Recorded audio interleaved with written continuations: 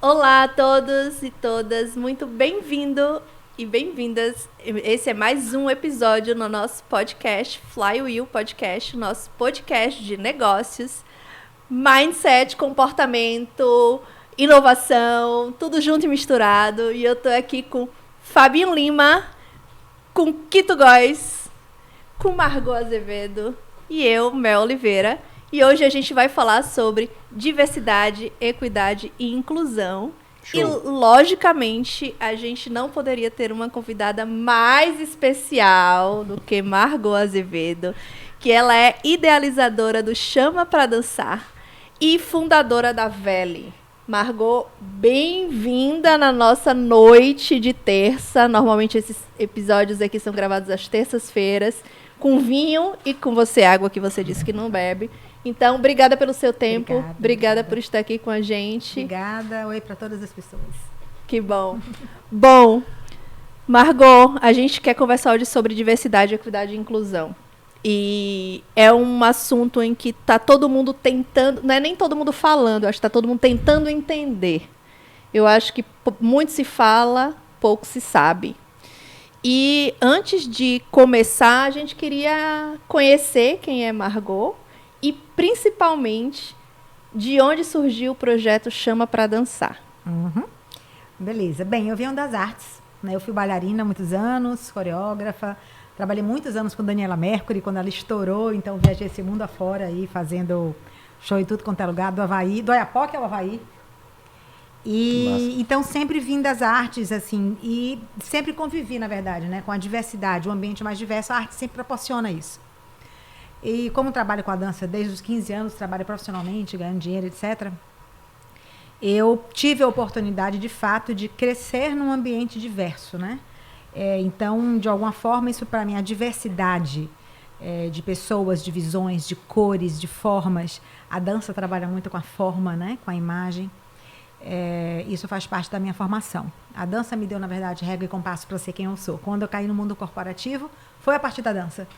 Eu estava fazendo um espetáculo dos 200 anos de Mozart, né? Então, a direção de Márcio Meirelles, e a gente juntou Mozart com Olodum, o Requiem de Mozart com Olodum na época, e levamos o espetáculo para o Municipal de São Paulo. Foi um espetáculo belíssimo. E foi pedindo patrocínio para esse espetáculo que eu entrei no mundo corporativo, né? Eu consegui patrocínio de várias empresas e, na época, um dos grandes empresários da Bahia aqui, Nobrito, dono do EC, Teatro Jorge Amado, etc. e tal, investia muito em cultura localmente. Ele me contratou para poder fazer alguns eventos dentro dessa empresa, né? E eu disse, nossa, eu nunca fiz evento para...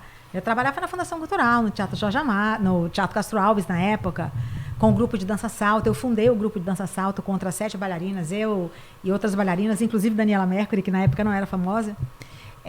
Então, assim, eu já tinha uma história, né, com arte, com dança, com leis de incentivo.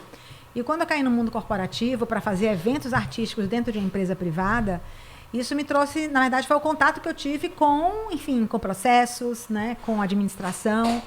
Foi uma empresa que investiu muito em mim, então eu fui estudar administração. Eu sou historiadora, formada, e fiz egiptologia, sou apaixonada por história e filosofia, e é onde eu bebo, assim, todos os projetos que faço, né, são as minhas fontes primeiras, especialmente história antiga, arqueologia. E lá no EC eu pude, portanto, estudar, né? Então fui para a GV, fiz administração, fiz marketing, etc. e tal. Mas quando a gente nasce assim no meio da arte, é a nossa caixa de ferramenta principal, né? Então você vai para a administração, para onde você for, sua caixinha de ferramenta é uma caixinha de ferramenta com ferramentas artísticas e culturais, né? E aí pronto, e aí eu passei muitos anos, viajei muito também, fundei outras empresas, etc e tal.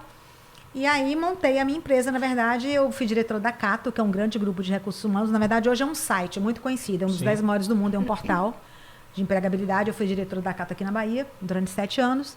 E depois parti para a minha marca própria, que é a Veli. E aí as pessoas, nossa, você veio assim da arte de professora de balé, não sei o que, e caiu no RH. Odeio esse nome, tá, gente? É uma terminologia bem ultrapassada. Então, mas eu falo RH porque as pessoas se situam, né? A área de gestão de pessoas. Mas hoje essa área é chamada de diferentes formas nas organizações, né? PIO, DHO, é o meu nome. Mas RH para mim não é recurso humano, é relações humanas. Então, o R a gente tira, gente não é recurso, né? E aí, pronto. E aí, quando eu entrei para ser sócia da Cato aqui, e depois da minha própria empresa, foi um momento também de muito estudo. Mas eu sempre entendi assim, Mel. Fabinho Quito, que assim, eu sempre trabalhei com necessidades humanas.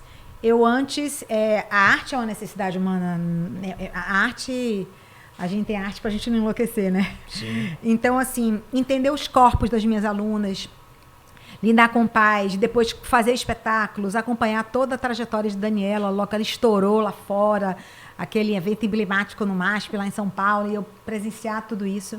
Então, e hoje está no mundo corporativo, na verdade, eu continuo lidando com as pessoas, seus sonhos, suas necessidades, dentro de um ambiente corporativo que tem outras regras, outras ferramentas. E que eu junto as minhas e eu sou mais ou menos isso, essa miscelânea aí de história, de arte, de cultura e do mundo corporativo sempre ligado à área de pessoas. Então, a VL é a minha empresa, a gente tem escritório na Bahia, Santa Catarina, Brasília e Minas Gerais. E o Chama para Dançar nasceu em 2016. O Chama, na verdade, ele ainda não é um negócio de fato, então ele não tem um CNPJ. Mas ele nasceu para ser um negócio e ele vai ser um negócio. Mas até todos nós sabemos quão é difícil montar um negócio, CNPJ, essas coisas todas. Então, inclusive na aceleração, a gente passou por uma aceleração e a indicação dos mentores foi, por enquanto você já tem um CNPJ, tem empresa estruturada, trabalhe com esses dados e depois você monta do Chama. Então, mas o Chama nasceu o seguinte, em 2016 eu era vice-presidente da BRH, que é a Associação Brasileira de Recursos Humanos, e eu fui representar a BRH, eu fui convidada para uma mesa feita por um professor da Mackenzie, lá em São Paulo, mas a mesa foi aqui, para falar sobre o mercado de trabalho para a população LGBT. Na época falava LGBT ainda.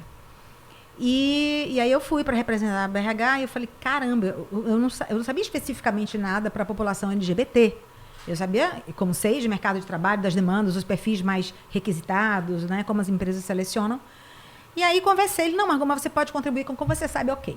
Cheguei na mesa, exatamente um dia antes, eu recebi um e-mail com todas as pessoas que estariam na mesa comigo. E eu era a única pessoa cis. Na época eu não sabia o que era cis. Eu acho que hoje muitas pessoas que estão vendo a gente talvez não saibam também. Bom falar, né? Vou explicar. Então, hoje em dia é mais fácil a gente saber o que é uma pessoa trans, né?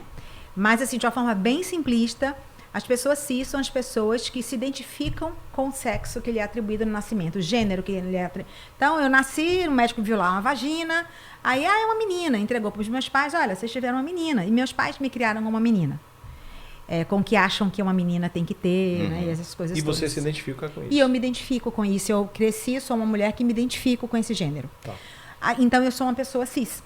As pessoas que não se identificam com o gênero que lhe foi atribuído no nascimento são as pessoas trans. Então, a gente pode dizer de uma forma bastante simples que uma pessoa trans é o oposto de uma pessoa cis, né? Tem essas duas posições. E depois a gente pode falar um pouquinho mais a incompreensão dessa condição humana, porque é uma condição humana tão antiga quanto a cisgeneridade é a transgeneridade. E por que esse apagamento social e por que essa invisibilidade, né? E por que a história vai dentro de uma estrutura de patriarcado e de racismo, apagando tudo que não faz parte da norma e que não é centro. E jogando para a margem tudo que é estranho, né? E acho que esse papo é o que a gente vai daqui a pouco isso, mas volta para o evento. Pois é. E aí, neste evento, eu descobri que eu era, né? Então, tinham travestis. Você descobriu que você era cis. Na verdade, eu ainda não, mas eu vi que tinha travesti, tinha homem trans, mulher trans. Eu disse, minha Nossa Senhora, eu vou para onde? Eu vou falar o quê? Não sei falar nada com essas pessoas. Enfim, fui. Sentei, eu fui a última. Esse foi um evento, daqueles eventos que são divisores de águas nas nossas vidas. E eu era a última, assim, da mesa. Então, falou uma pessoa, falou outra pessoa, falou outra pessoa, falou outra pessoa. E antes de mim, falou uma pessoa chamada Keila Simpson. E quem não conhece Keila Simpson, eu sugiro que vá daqui a pouco no Google e bote lá Keila Simpson, para poder descobrir quem é Keila Simpson e conhecer essa figura icônica, conhecida internacionalmente. Representou o Brasil na ONU em diferentes fóruns, etc e tal. Uma travesti, uma pessoa extraordinária com um trabalho de ativismo em relação à população trans. Assim, inestimável. E Keila falou antes de mim. Eu não conhecia Keila. Nesse ano ela já tinha ido para o João 11:30, já tinha, sabe, estado numa festa com Caetano, conversando com Caetano babando. E eu não sabia nada disso, né? Ignorância total. Sempre tive amigos gays e amigas lésbicas, mas eu nunca tive um amigo trans até aquela época. Eu nunca tive um colega trans. E acredito que vocês não tenham tido na escola um colega trans. Vocês não tenham tido um colega de trabalho trans, só se for muito recente. E não é à toa. Mas essas pessoas existem, sempre existiram, onde elas estão e onde elas estavam. E nesse momento eu me perguntei onde eu estava, que mundo era aquele que eu vivia. Porque na hora que Keila falou de uma forma nua, crua para aquela plateia, e ela falando palavras como pênis, como vagina, de uma forma assim natural, orgânica, sabe? Expondo para as pessoas e dizendo, olha, se você contratar uma mulher trans para sua empresa, ela não vai chupar o seu pau, nem vai atacar a sua vagina. Ela vai limpar, ela vai fazer o seu sanduíche como qualquer outro ser humano. Associar a transgeneridade à promiscuidade ou ao mercado do sexo é essa visão estereotipada, né, e extremamente cruel que a maioria da população tem. E que é o que termina empurrando essas pessoas para isso? Aprisionando, né? Aprisionando. É uma prisão social. Eu fiz uma pesquisa, anos depois, uma pesquisa rápida, assim, com minha rede de contatos, para validar um exercício de um processo de aceleração. E aí eu perguntava, quando eu falo para você, mulher trans, qual é a primeira coisa que lhe vem na cabeça? Quase 100% era prostituta, ou prostituição, ou puta. Essas foram as respostas. Mais nada diferente disso. Aí você, hã? Aí você tem, sabe, uma amiga que é doutora e que é trans. Aí você tem pessoas trans em todas as áreas. As pessoas trans ocupam todos os lugares. Onde estão essas pessoas? E por que a sociedade tem essa visão? Bem, nesse dia eu ouvi no Keila falar, uma fala rápida.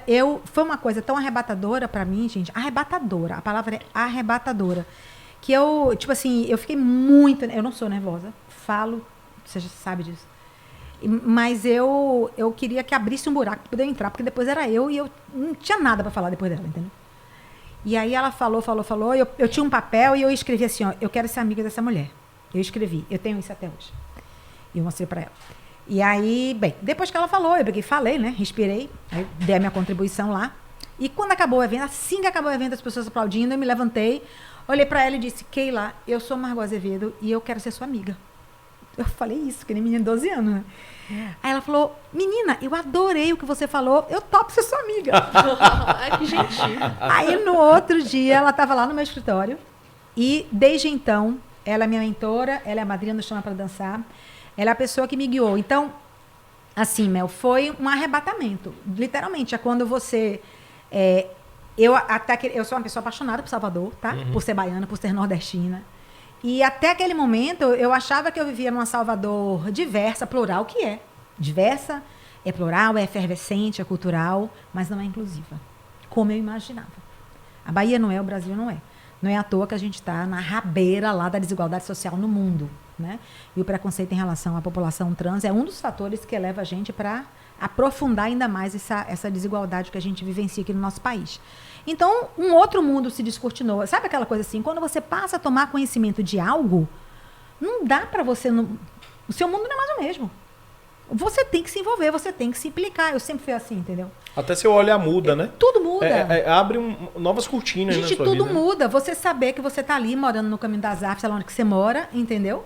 E que as pessoas que estão... Ou então que você vai na sua perine, como eu vi uma vez, assim, sabe, assim, de uma menina que faz psicologia na UNEB, e a gente conversando, uma menina trans, e ela falando assim, Margot, quando eu fui expulsa de casa, que é uma coisa que é comum, né? As pessoas serem expulsas de suas casas pelas famílias quando se assumem como pessoas trans.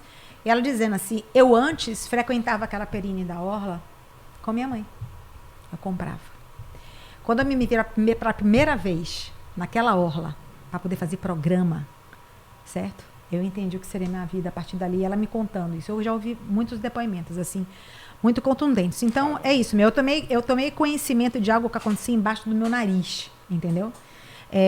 E aí eu comecei a me perguntar, meu Deus, eu nunca tive colegas trans, eu não trabalho com pessoas trans, onde está essa população que Keila falou? E aí eu disse, cara, eu preciso conhecer essa população. E aí eu me aproximei do ativismo, eu me aproximei da academia para entender quem eram as pessoas que estavam escrevendo teses, estudando sobre isso, as pessoas trans, e aprendi aquela máxima que para mim é um guia, para mim é um mantra, que é nada sobre nós sem nós. Então eu entendi, se eu for fazer, e eu entendi também, bem, eu sou uma pessoa muito bem relacionada, eu sou uma pessoa com uma boa reputação no mercado de trabalho, eu trabalho na área de RH, e com muitos clientes, atendendo muito a área de seleção também, eu digo, eu vou ser uma ponte. Naquele dia eu entendi assim, sabe, caiu assim? Digo, eu tenho que ser uma ponte para essa população. Sua atividade profissional lhe proporcionou isso, né? Eu tenho que ser uma ponte, essa foi a imagem, eu vou ser uma ponte entre essa população e o mercado de trabalho, e as grandes empresas, e as pequenas empresas, e todo mundo que tiver abertura para conhecer essa população e oportunizar. E o Chama para Dançar é essa ponte. E eu chamo para dançar essa ponte. Eu criei o projeto para mudar o contexto de empregabilidade para a população trans no nosso país. E é Chama para Dançar Inclusão e Diversidade, porque tem uma frase que vocês leem na internet, né, que tem vários autores, eu não sei exatamente, dizem que é da CEO da Netflix, mas eu já ouvi que é de várias outras pessoas, que é diversidade é convidar para festa e inclusão é chamar para dançar. E naquele momento eu já conhecia muita empresa cliente minha que chamava para festa, para foto, mas não chamava para dançar. É a falta da inclusão. As pessoas ficam ali, ó. É o tokenzinho, é um termo muito utilizado hoje em dia, que é o tokenismo, né? Que é você ter uma outra pessoa representante da diversidade ali no seu ambiente de trabalho para a hora da foto. Para a hora das métricas, para a hora da auditoria. Não, a gente tem. Lésbica tem. Preto? Tem também. Tá ali um preto. Tá ali uma lésbica. Diversidade, mas cadê a inclusão? Cadê as políticas de equidade? Então, e foi assim. Eu me aproximei da academia, eu me aproximei da OAB, eu me aproximei do ativismo. Eu fui conhecendo as pessoas, eu fui entendendo, eu fui conhecendo pessoas incríveis, brilhantes, sabe? Apagadas socialmente. Porque não é nem só o armário. O armário a gente usou muito tempo esse termo para falar de gays e lésbicas, né? Mas quando você fala de pessoas trans, é o armário de Nárnia. Sabe aquele filme Nárnia? Aquele armário que não tem fundo, que você entra e que tem um outro mundo? É aquele armário ali. São pessoas que vivem uma outra lógica. A lógica da crueldade, da invisibilidade absoluta, da margem, da margem, da margem. É bom que se diga, 90% das pessoas trans, das mulheres trans aqui no nosso país, são negras, são trans, são periféricas, e têm a prostituição como única opção de vida. Ou melhor, entenda, mais do que isso, na verdade, assim, porque as pessoas acham que a opção, vá vender negócio na bala, não é? Vai vender bala no ônibus. Não me prostituiria, tá bom. Na hora que você é expulso de casa com 13 anos de idade, com a roupa da escola, esse é um outro depoimento de uma menina trans que formou na Unifax. Ela chegou da escola, uma escola particular, com 13 anos de idade, quando ela se assumiu trans, porque até então achavam que ela era lésbica, mas ela não era, que ela era gay, um menino gay, mas não era. E quando ela se assumiu, foi expulsa fora de casa, família do interior, evangélica, etc. Tal, ninguém acolheu. Quem acolheu? Dias depois, a prostituição. Ela chegou até os 18 anos, quer dizer, essa é a lógica. Então, ela escapou, porque ela veio de uma boa formação, ela tinha alguma visão e ela teve pessoas que provavelmente a orientaram, e ela conseguiu, com o dinheiro da prostituição, entrar na faculdade e se formar, psicóloga. Mas a maioria sai da escola, sai de casa, sai da escola, porque a escola Natural. significa um ambiente de bullying, de assédio por parte de professor, de aluno, de família dos coleguinhas. Então, são 82%. Esses dados, tá, gente? Esses percentuais são todos no dossiê da ANTRA. A ANTRA é a Associação Nacional de Travestis e Transsexuais, presidida por Keila Simpson. E, então, todos esses dados são públicos e estão, né, oficializados nos dossiês da ANTRA. 82% da população trans abandona o ensino médio. 90% está na prostituição porque é a única forma que tem para viver. Senão não come, senão não vive, entendeu? Então, assim, 35% é a média, é a expectativa de vida de uma pessoa trans no nosso país. Gente, Eu fiquei assustado, eu li isso e a fiquei média assustado. do brasileiro cis é 76 anos, meu. Fiquei assustado. A média do brasileiro trans é 35. É demais. E outra, não é só pelos assassinatos que a gente vê aí o Brasil, o país que mais mata. É pela tristeza, pela vulnerabilidade. Alto índice de suicídio também. Tristeza, abandono, mata. Leva para as drogas, muitas vezes, que mata. Entende? E não é só o assassinato. O ano passado foram cerca de 133 assassinatos. E quando a gente fala de assassinato de pessoa trans, todos os assassinatos são cruéis. Mas quando você fala desses assassinatos, que são subnotificados, Sim. porque a maioria não diz que foi crime de transfobia, foi uma morte normal.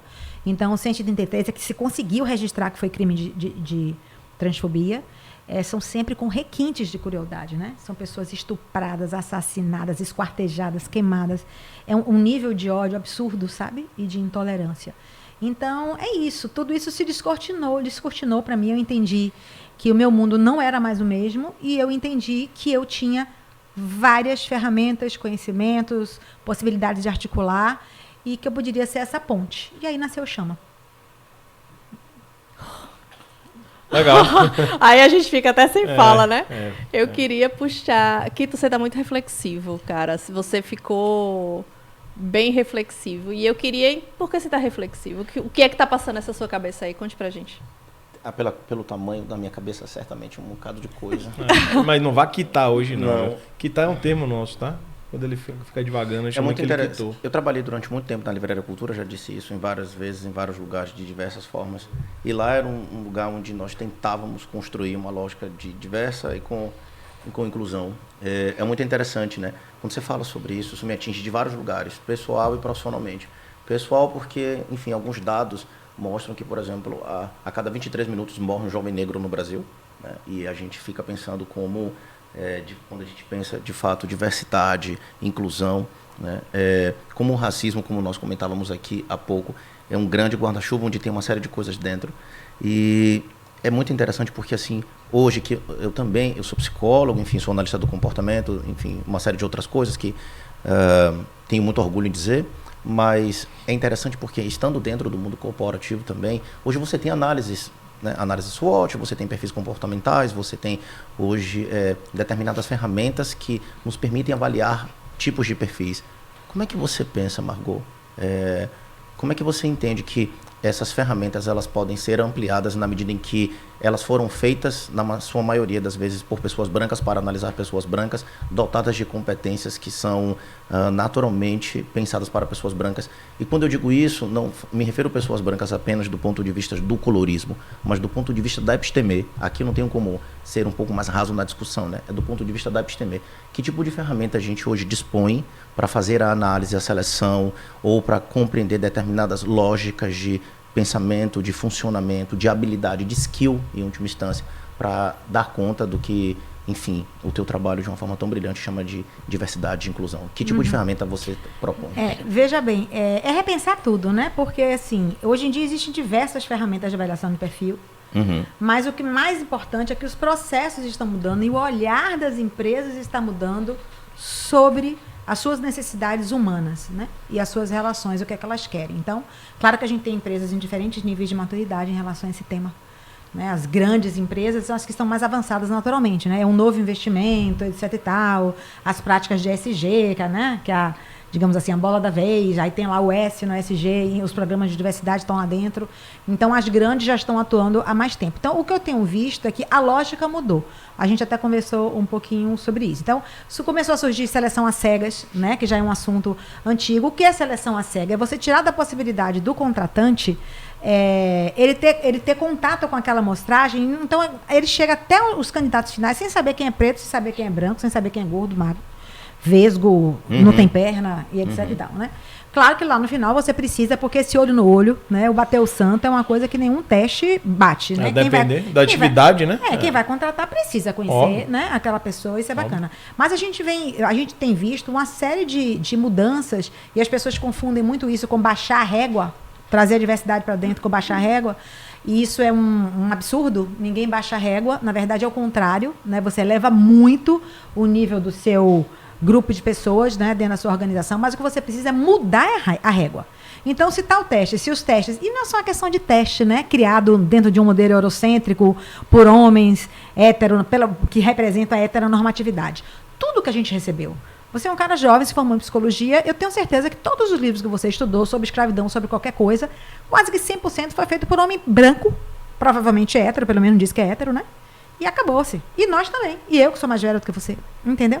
Então, esse modelo eurocêntrico e essa base aí, onde o racismo e o patriarcado deram as mãos para formar o que a gente chama de preconceito estrutural, que eu acho que é isso que você se referiu quando você falou desse grande guarda-chuva, né? O racismo e o patriarcado estão ali, né? Quer dizer, colocando, dizendo o seguinte, olha, tudo que não faz parte, né, desse modelo aqui eurocêntrico, o que é modelo, o que é norma desde sempre, qual é o certo, qual é o forte? É o homem. Sim. É o homem preto ou branco? É o branco. É o homem gay ou hétero? É o hétero. Né? Quem é o mais fraco ou mais frágil? Então, esse modelo que a gente aprendeu e que a gente estudou, e todos os viés, todas as coisas enviesadas, né? Eu fico pensando, meu Deus do céu, hoje, depois de adulta, velha, que eu fui estudar escravidão a partir de autores negros. Sabe? E as pessoas me perguntam, nossa, como é que a gente faz para diversificar? Eu disse, desafio. Quais são os livros que você tem hoje aí na sua mesinha de cabeceira? Tá lendo algum autor negro? Tá lendo alguma autora trans? Quem é que você está lendo? Né? Quer dizer, a gente continua, inclusive, repetindo os mesmos modelos, né? Mas a gente nem se questiona, viu? A gente não se questiona. Isso é um ponto bem interessante, porque a gente não se questiona se os nossos autores Tem uma coisa legal, assim, que eu queria provocar vocês. Quando vocês falam assim, a gente nem se questiona, a gente quem? Eu me questiono porque a gente também. precisa... porque é isso, né? Quando a gente pensa sobre o conceito da interseccionalidade, por exemplo, né? Cunhado pela Patrícia Hill Collins e que a Carla Cottirini, uma mulher negra baiana muito interessante, coloca em xeque, não é a gente não se questiona, né? Esse a gente não é a espaço gente, né? A terceira pessoa ali do plural. É a gente junto, né? Alguém não se questiona. Quem não se questiona? Né? Ou seja, são as pessoas que ocupam uma série de lugares importantes e de privilégios que não se questionam. Porque a massa, essa que nós estamos tentando movimentar aqui, né? Que são muitas vezes marginalizadas, elas estão o tempo todo não só se questionando, mas questionando. Então, a maioria das pessoas questionam. A minoria que detém os meios de produção e os controles é que não se questionam. A massa está sempre questionando. Né? E talvez a maioria das pessoas elas não tenham conteúdo acadêmico, nem saibam sofisticar a ideia. Entende? Mas quando, por exemplo, você escuta um pagode baiano, ele está questionando. Quando você escuta músicas que não reforçam as estruturas, mas estão denunciando determinadas realidades sociais, nós estamos o tempo todo questionando. Mas é um questionamento consciente? Eu não sei até que ponto a própria reflexão de quem detém os meios de produção também é consciente. Concordo. E eu não sei até que ponto essa consciência não é uma consciência moral ou simplesmente é uma consciência como posso dizer? Sabe, uma consciência ilustrada, né? É uma discussão importante, mas é uma provocação para a mesa, no sentido de, ou seja, há um questionamento, sempre houve. Quem detém os meios de produção é que não se questiona. Está passando a se questionar agora por uma série de incômodos que nós estamos propondo, né, por uma série de questões que nós estamos propondo. Por empurrões sociais, por tensionamentos sociais, por denúncias sociais. A base está empurrando o topo. A base está empurrando o topo, isso não é um processo fácil, nunca foi. Mas quando a gente pensa, principalmente no mundo corporativo, a aferição dessas ferramentas é completamente desigual. Por isso eu te perguntei isso. Porque, inevitavelmente, nós utilizamos ferramentas. Quer dizer, que tipo de ferramenta nós utilizamos, né, para fazer essa medição? E que tipo de distribuição também nós...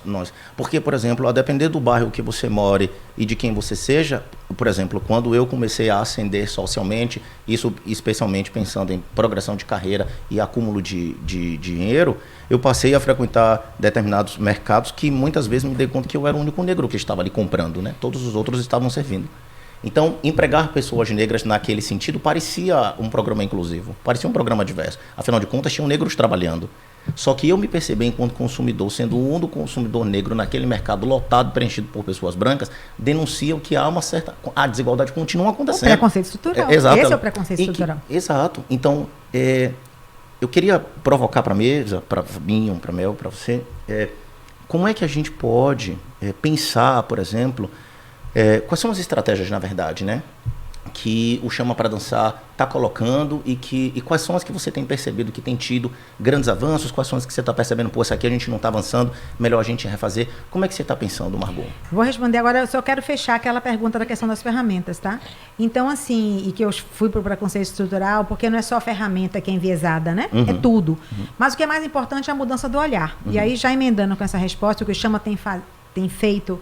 e respondendo um pouquinho adiante agora, é sensibilizar e educar. Eu acredito e tenho visto na nossa caminhada que boa parte do preconceito é fruto de desinformação, de ignorância mesmo, né? Burrice é outra coisa. Lembrando a querida Jéssica Senra, que deu um show recentemente, diga-se de passagem, não sei se vocês viram, né?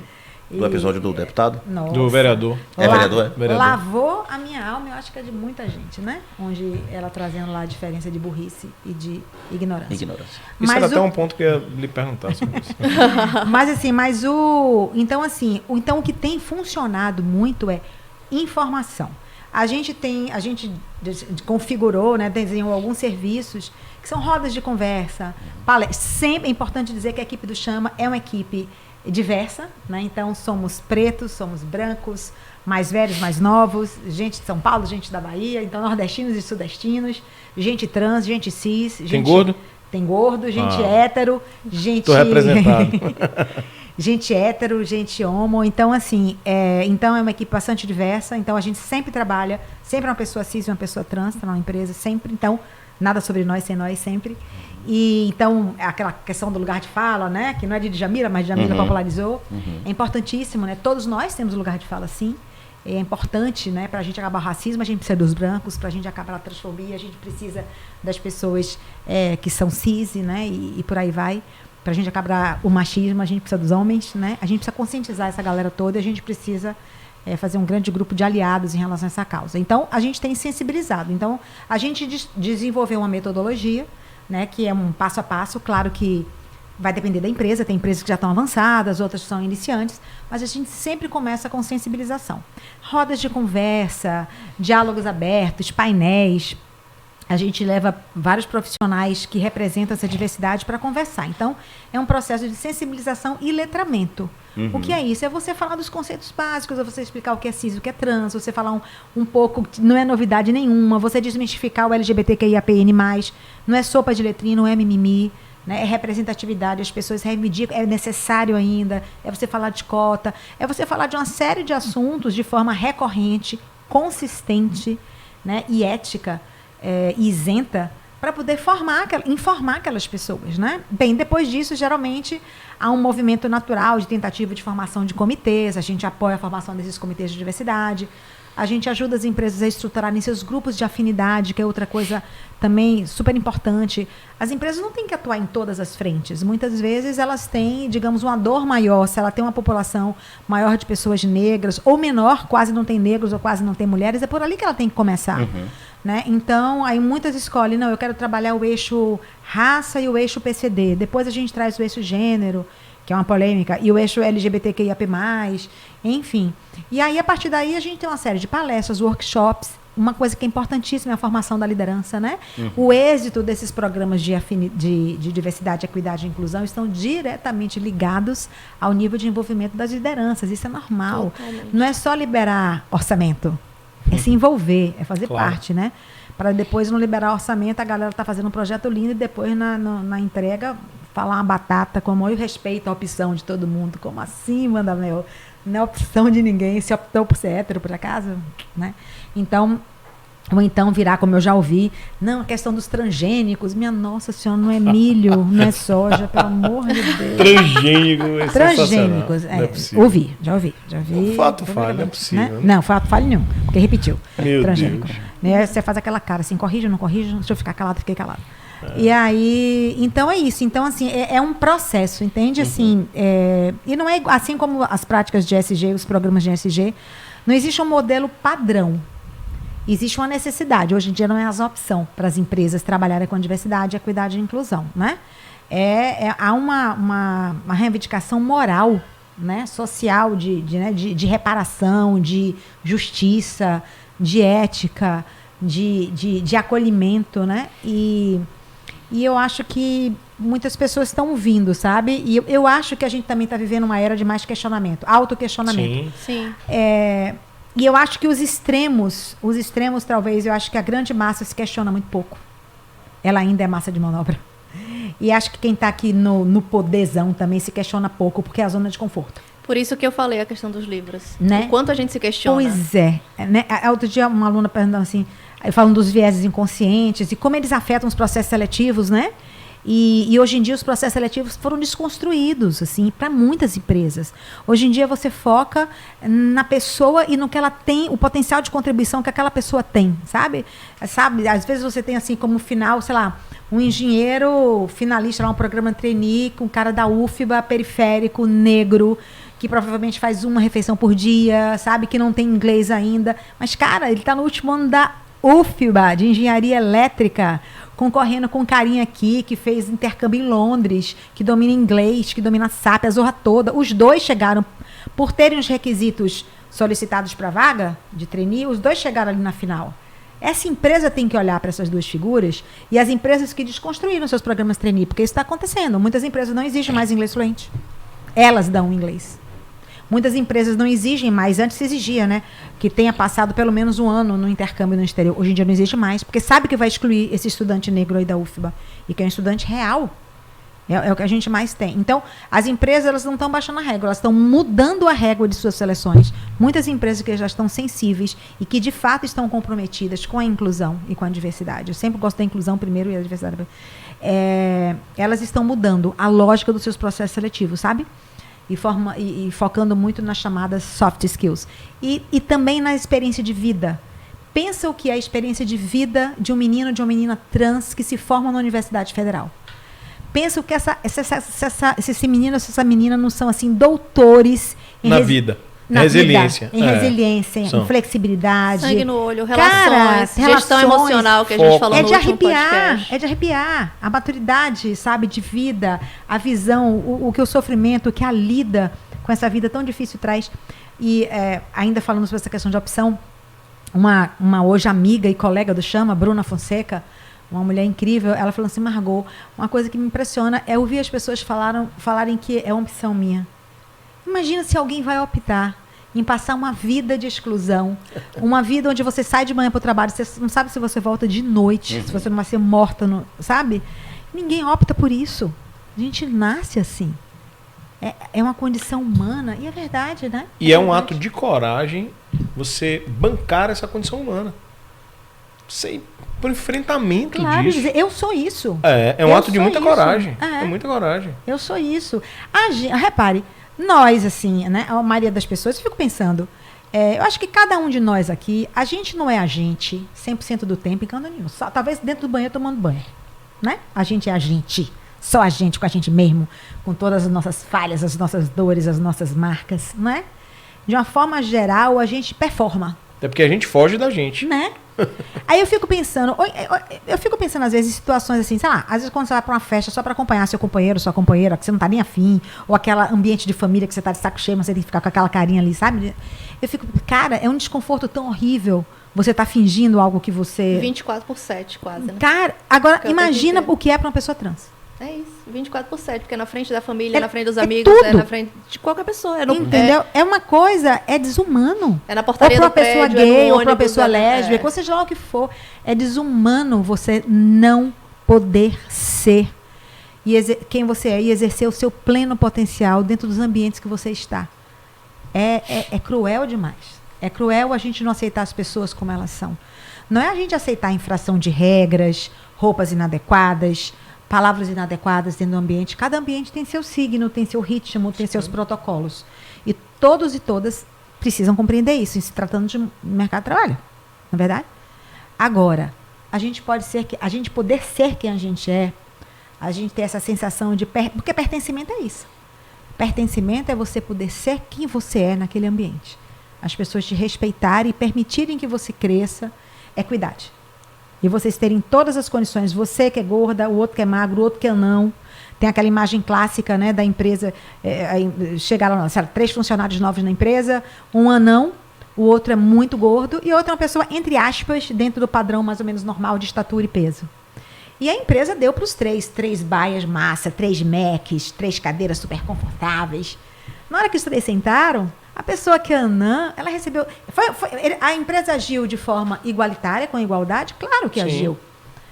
Mas não teve um pensamento de equidade. Exatamente. Porque aquela cadeira não servia para o anão. Ele não conseguia ver a tela do Mac. Como aquela cadeira também não servia para o gordo. Foi o que aconteceu, gente, agora com a pandemia. Né? Quer dizer, qual foi o decreto, que foi uma atitude, igualdade, todas as instituições de ensino vão precisar passar as matérias, os cursos online. Beleza, foi igual para todo mundo? Foi. Mas teve equidade aí? Claro que não. A maioria dos estudantes carentes perdeu o ano. Por quê? Porque não tem internet. Só tem aquela quantidadezinha pequenininha, às vezes, do celular, de dados, ou precisa ir numa lan house. Então não teve equidade. Você entende como é importante diversidade, equidade e inclusão? É a gente pensar essa tríade como coisas que precisam coexistir para, de fato, a gente garantir uma mudança aí nessa nossa sociedade. Fabinho, te fazer uma pergunta. Faria Lima, São Paulo. Mercado financeiro. Como é que você está vendo diversidade, inclusão e equidade nesse mundo corporativo? Assim, primeiro eu vou dar um passo pro lado até. Tô bem... eu acho que nunca teve um podcast que eu falei tão pouco. Ninguém aqui. É. Eu acho que estamos todos meio ouvintes. É um assim. aprendizado. Total. E assim, na minha ótica, é um aprendizado como eu sou um cara muito envolvido em empreendedorismo, negócios e tal. Ouvir isso do que você está falando, do ponto de com a posição de fala que você tem de uma empresa que trabalha com recrutamento de pessoas para corporações, é um aprendizado para mim impressionante, porque o aprendizado de vida dessas pessoas, eu sou um ser empático, tá? Apesar de eu representar de repente algo do cara branco, com bom estudo, né, que não nasci pobre, não parecer distante, mas eu sempre fui um ser empático. Até porque não foi essa historinha não é tão bonita quando as pessoas me veem, a historinha não foi tão bonita quanto eu sou hoje, tá? Também não tem que falar minha historinha para ninguém, enfim. Eu tô aprendendo muito sobre isso. Faria Lima, cara. Outro dia eu li Faria Limers. Tem a terminologia Faria que graças a Deus ninguém me chama disso, né? Por pouco, viu, Fabinho? Já eu te chamo de Faria Limers. Não, FL. É que Faria Limer é um modelo. Fábio Lima, Exato. Faria Limers. F. Limers. É um modelo, né? Que foi apelidado e realmente parece que é um modelo, parece que é um Matrix. Muitas vezes. Um estereótipo. Que é um bando. E tem um bando, a natureza de bando mesmo lá. A questão da inclusão, da diversidade, lá, assim, no núcleo já tem grandes corporações, a exemplo do Nubank, entre outras, que já tratam o assunto de maneira séria, né? Eu não sou especialista nisso, mas eu amplifico essa história porque não tem a ver somente com questões de gênero, questões de trans e tal. Até a questão regional, isso é forte. Nossa, como é? Muito forte. Então, você tem que se provar o tempo inteiro de que você é capaz. Não é que você é bom, é que você é capaz. Então, é um desafio. Você falou outra coisa que me identifiquei muito contigo, porque eu sou baiana, nordestina, agora de Salvador, exatamente o que eu sou. Eu sou um apaixonado por nossa região. Eu tenho raiz do sertão e raiz do mar, das duas bandas da família. Então, mas eu me identifico muito com o sertanejo. Ele é cara que... É fantástico. Sertanejo antes de tudo um forte. Né? Você nasce num lugar que não tem água, né? Gente, é incrível. É incrível. Como é diferente. Eu fiz um trabalho lá em Caetité, há um ano e pouco atrás. Gente, eu vou te dizer um negócio. Essa Bahia, nossa, é demais, viu? Não, a gente que povo é aquele, meu? Eu te falei dos alunos. Falou, claro. E a educação, a forma de lidar com tudo, sabe? É diferente de nós, assim, litorâneos. Sim. É diferente do litorâneo, né? A gente é um pouco mais permissivo, eu acho que a gente é um pouco mais, né? Eu acho que o sertão, ainda tem uma retidão de valor muito forte. Os valores são muito claros, fortes. Então, assim, então eu amplifico isso tudo, até porque eu tento trazer um pouco, para eu ser empático, eu também sou empático comigo e com o outro, né? A gente é um ser social, né? Vive em sociedade. E aí fico dando outro passo pro lado, que eu falei, já que eu não falei 50 minutos, eu vou falar 5. O microfone é seu. Exatamente. Dando um passo pro lado, essa coisa do consumo cultural, de livros ou de qualquer coisa que valha, eu tento trazer o que eu estou fazendo. Assim, o seu questionamento que você teve lá no evento com a Simpson, né? Keila Simpson. Eu estou tendo agora a minha reflexão do que você está falando, né? Do tipo, o que eu estou fazendo? Né? E de maneira muito clara, contudo, eu sou um cara que eu consumo, ou aprendo, ou convivo, ou converso, ou contrato algo, eu não estou olhando quem é. Não estou olhando se é preto, gordo, branco, o que é. Mas também não vou buscar algo para atender determinada situação. Deixa vir. A não ser que eu queira entender do assunto. Eu não sei se eu fui claro. Foi, mas quando a gente fala de inclusão, precisa ser intencional. É Eu ouço muito... Esse é o ponto. Esse é o ponto, porque eu acho que a precisa maioria, na verdade, eu acho que esse discurso ele é muito comum. Não, eu não Eu vejo não ligo, isso. Eu não olho se é branco, preto, azul, amarelo, Tem que olhar. gordo, feio. Não olho. Se for talentoso, eu trago. Então, tipo assim, eu tô ajudando, porque eu não tenho... Então, esse discurso é muito comum.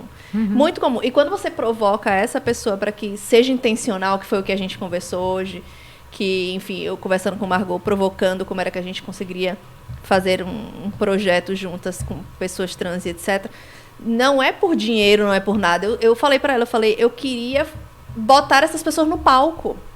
Então, Sim. assim, é intencional. Não é porque sabe mais ou sabe menos e etc. Então, eu acho que esse discurso é muito comum a gente ouvir. Traga um próximo convidado trans. Eu dou um monte de nome, vocês vão amar. Nossa, não tenha dúvidas. Agora, queria fazer uma pergunta, porque a gente falou muito sobre colocação profissional, muito mundo corporativo... mas eu queria entender um pouco qual é a leitura, o que está acontecendo no movimento do ponto de vista do empreendedorismo nesse mundo. E outra coisa, eu queria perguntar para ti, de maneira humilde, fala para a gente da sigla completa e o que é cada letra. Boa. Tá. Então, sobre empreendedorismo, eu e a gente estava conversando, né? E vocês sabem muito mais do que eu dessa área. Então, assim... já há um abismo natural quando a gente fala desse público que representa a cis-heteronormatividade. Quando você estava falando de vocês, nós representamos a cis-heteronormatividade, né? É o que faz parte da norma, é o que é esperado como padrão, né? A gente precisa questionar esses padrões, questionar o que a gente lê, questionar tudo, né? Então, se para essa galera de gente jovem que está ganhando hackathon da NASA, que está isso, aquilo outro, a gente vê um abismo na hora que eles estão ali gerando ideias, está tudo lindo, mas depois que parte para o mercado e tenta montar seus negócios ou não tenta, né? Não é um processo fácil, é um processo louco, entendeu? E precisa ter perfil, né? E me contratar que eu ajudo. Pronto. E precisa ter perfil. Quando a gente vai para um universo, repare, pessoas trans são pessoas, né? Isso. Como outras quaisquer. O que a gente precisa entender é que é uma população minorizada. E é uma outra coisa importante, né? A gente fala em minorias e grupos minorizados. E são coisas completamente diferentes, né?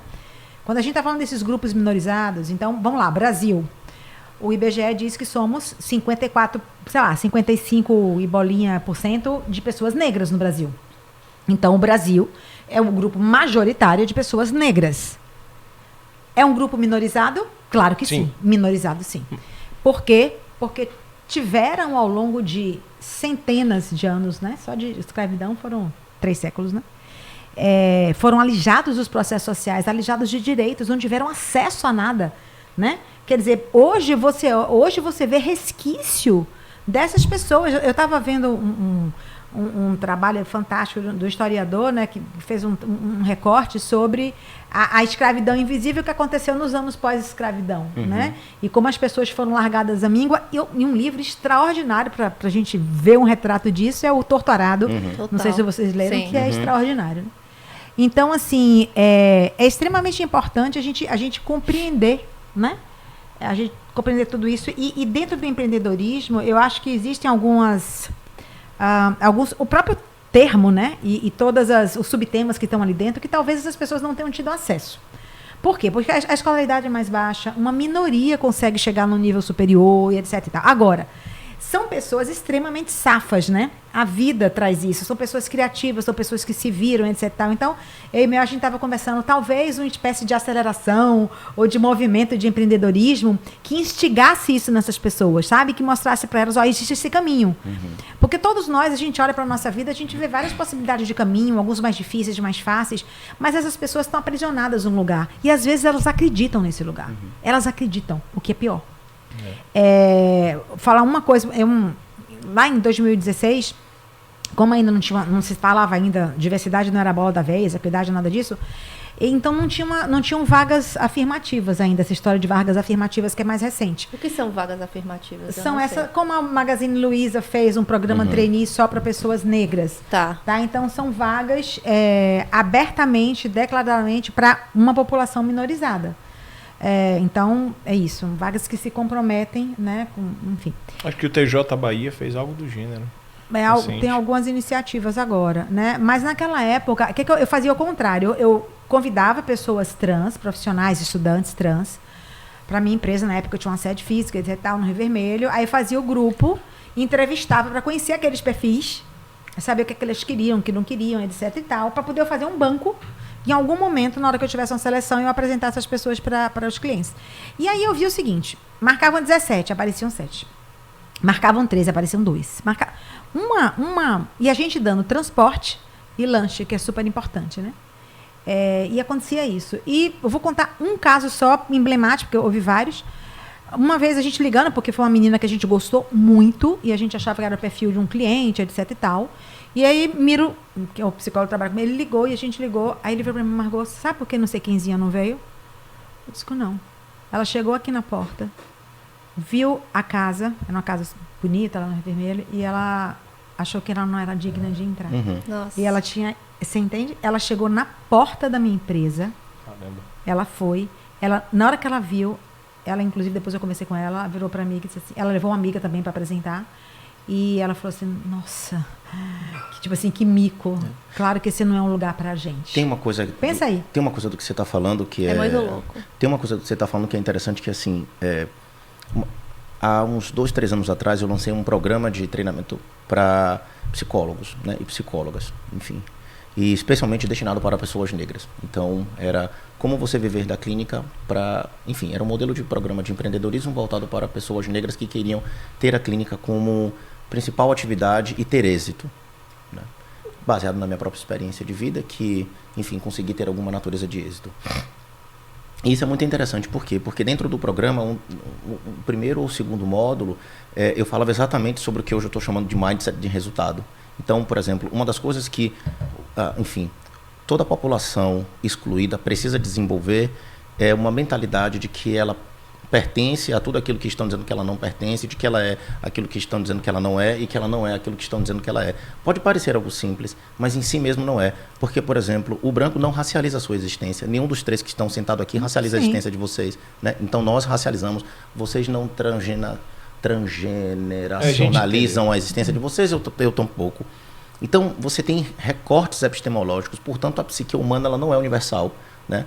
Então, quando a gente entende isso, a própria constituição subjetiva de cada um, a partir do seu lugar, naturalmente fomenta experiências no mundo. E na medida em que você é impactado, né, intencionalmente ou não, por determinados conjuntos de acontecimentos, isso faz com que você desenvolva um determinado modelo mental. Você passa a acreditar que é ou que não é aquilo que, enfim, de maneira reforçadora estão dizendo que você é. Então, acho que uma solução para isso que você está propondo e é o que eu tento desenvolver quando eu faço os programas direcionados para a população negra, a qual pertenço, é exatamente nós desenvolvermos uma mentalidade nessas pessoas de que elas podem alcançar aquilo que elas podem. Por exemplo, já me perguntaram muitas vezes sobre a quantidade de tatuagens que faço, se isso não acometiria o meu trabalho enquanto psicólogo, né? Ou seja, essa pergunta é básica, assim. A gente sabe por que as pessoas estão me perguntando isso, né? E, enfim, quando as pessoas me perguntam isso, por que eu coloco tantas tatuagens, mesmo sendo um cara negro, eu sei que é porque eu sou um cara negro, né? O cara negro deve vir na frente, né? Então, quando você entende o lugar, e acho que é uma solução importante para isso que você está propondo, primeiro nós precisamos agir na psique dessas pessoas, porque a psique dos grupos excluídos, ela foi colonizada, há uma colonização epistemológica, há uma colonização subjetiva. E é isso que a gente precisa recuperar, é isso que eu tenho tentado fazer com as pessoas que estão envolvidas, né, nos bastidores. A gente precisa recuperar a subjetividade dessas pessoas e dar para elas uma tração. O Frantz Fanon, e aqui eu me estendo um tiquinho, o Frantz Fanon, num livro muito legal, O Condenado da África, ele diz, não seria um homem, seria eu apenas um homem negro? Quer dizer, você existir pensando o tempo todo a sua condição é extremamente adoecedor. Então, você existir pensando o tempo todo como uma pessoa trans, eu enquanto um homem negro, isso é altamente cansativo e adoecedor, né? Então, assim, isso desgasta porque um conjunto populacional não pensa sobre essas questões. Ou não pensa na densidade dessas questões. Quer dizer, todo um homem negro que eu conheço, por exemplo, já teve medo de morrer. Eu já tive várias vezes, inclusive. E, às vezes ainda tenho, né? Medo de morrer por ser negro. Por ser negro. Por exclusivamente ser negro, né? Outro dia eu estava caminhando aqui, no shopping, que fica aqui do lado. Uma moça branca veio na minha frente e perguntou onde é que fica Americanas. Sabe? Eu olhei para ela e disse, não te interessa. E saí andando. Porque eu também não vou ficar aliviando, né? Não me sinto mal educado. Eu realmente não te interessa, né? Então, e aí tem uma coisa que a gente precisa recuperar essa subjetividade que é o tempo todo colidida, que é o tempo todo colonizada. A colonização, se a gente parte, por exemplo, para pensar o Foucault, o próprio Achille Mbembe, entre necropolítica e biopolítica, toda essa discussão, ela não se dá apenas no corpo, ela se dá especificamente na psique, porque o corpo, em alguma medida, a gente recupera logo. A psique não, a psique precisa de tempo e trabalho, ela precisa de treinamento. Então, o treinamento, uma das soluções que eu dou é a gente precisa treinar a subjetividade dessas pessoas. Um modelo mental, o mindset não é um conceito que, embora tenha sido cunhado por pessoas brancas, não deve ser retido apenas a isso. Quando eu falo sobre isso, algumas pessoas me questionam, mas assim, a gente pega a fórmula e deve usar com potência, né? Propor, assim como as pessoas trans, as diversidades.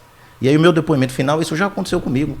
Depois que eu comecei a ganhar uma grana, eu tive dificuldade de entrar em lojas. Assim. Teve algumas lojas que, mesmo com poder aquisitivo, eu só entrei no ano passado e não entrei sozinho. Já teve lojas que eu entrei porque tinha uma pessoa branca do meu lado, mesmo dos dois, eu era o que tinha um dinheiro para comprar. Não é um lugar onde não te dizem diretamente não entre. Você não tem referência de pessoas entrando. Você não tem referência de pessoas iguais a você entrando. Você não tem referência de pessoas iguais a você lá dentro. Você não tem referência. Então, a gente discute aqui e eu percebo que, naturalmente, a gente foca muito nas questões dos corpos, mas é a subjetividade que é fundamentalmente colidida. A gente pensa dessa forma. Vou fazer outra provocação. Por favor. Em linha, que você está falando aí no campo das sugestões. Apesar de ser um cara de mercado, eu sempre coloco que o poder público ele tem por dever ser vetor de algumas políticas públicas. E a gente, quando sociedade, a gente se habituou muito a não saber cobrar isso.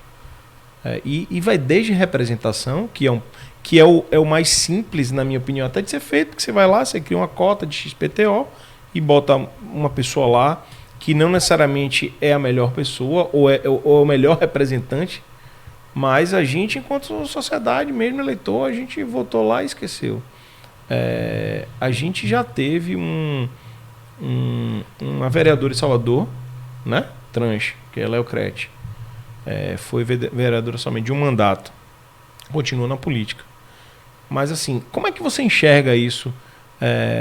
Não só do ponto de vista da política eleitoral, como também do estímulo a políticas públicas de inclusão. Vamos falar do corte Salvador, que é onde a gente mora, mas pensa no corte nacional. Tem alguma coisa que tem sido pensada, esse movimento está acontecendo? Porque, volto a dizer, termina aqui, voltando à pergunta anterior, você falando do empreendedorismo, a gente sabe que é difícil para qualquer um, sobretudo para quem está aprisionado, que eu achei perfeita a sua colocação, numa condição. Socialmente. Uma condição social. Isso. Que deram a você, né? E que a pessoa está ali aprisionada. Então já é difícil para nós.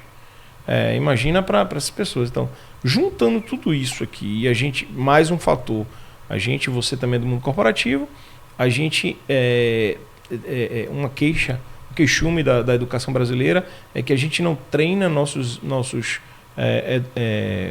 alunos a ter uma mente empreendedora, né? A gente tem essa deficiência ainda muito forte. A gente não tem sequer a implementação de educação financeira, que já foi votado, está lá como não uma obrigação propriamente dita, mas como uma sinalização e nada acontece. Então, juntando esses três fatores, ou seja, o psique que tu está colocando, mais política pública, mais política eleitoral, como é que você... Juntando tudo isso aí, Margot, o que é que você acha que está acontecendo ou que precisa acontecer? Eu acho que a gente vive um momento de mais consciência social, assim, isso mundialmente falando, né? As coisas estão vindo para fora do tapete, né? O que estava embaixo do tapete está aparecendo, né? As pessoas que estão aprisionadas socialmente, elas estão ganhando alguma visibilidade e eu acho que muitas pessoas estão aproveitando muito bem. Representatividade é extremamente importante, né? Você estava falando essa questão de não ter referência, como é importante a representatividade para uma criança na educação, para eu saber que eu posso estar em qualquer espaço, né? Como trans, como negra, como mulher, não é? Eu não sei se vocês viram recentemente um vídeo que foi amplamente divulgado do novo filme da Pequena Sereia, que é uma atriz negra, a Pequena Sereia. E as menininhas negras assistindo o filme. Vocês viram? Eu vi isso. É arrepiante. É muito lindo. lindo, né? E elas, mam, ela é negra, ela é como eu, a pele é igual a minha, né? Então, como é incrível isso, como eu ouvi depoimentos, tem vídeos também de uma menininha uma menininha negra, filha de pais negros, e que nunca tinha ido a um médico que fosse negro, né? E como ela ficou, nossa, tem gente da nossa cor que é médico, quando ela foi, uma menina de 12, 13 anos, não sabia que tinha médico negro, né? Então, a representatividade é extremamente importante. A gente vive hoje o maior número de parlamentares trans, temos agora, não é? São inúmeras, Érica Hilton, Malunguinho, tantas outras figuras legais, a própria Simi Lahá, que é uma das mentoras do Chama para Dançar, e que agora ocupa uma secretaria que foi criada, né, para a defesa e promoção dos direitos da população LGBT, com foco na população trans. A gente tem que falar da sigla, né? É verdade. Então, assim, eu acho que as coisas estão avançando, eu acho que tem muito para avançar. Mas eu acho que essa crescente visibilidade dessas pautas é super importante.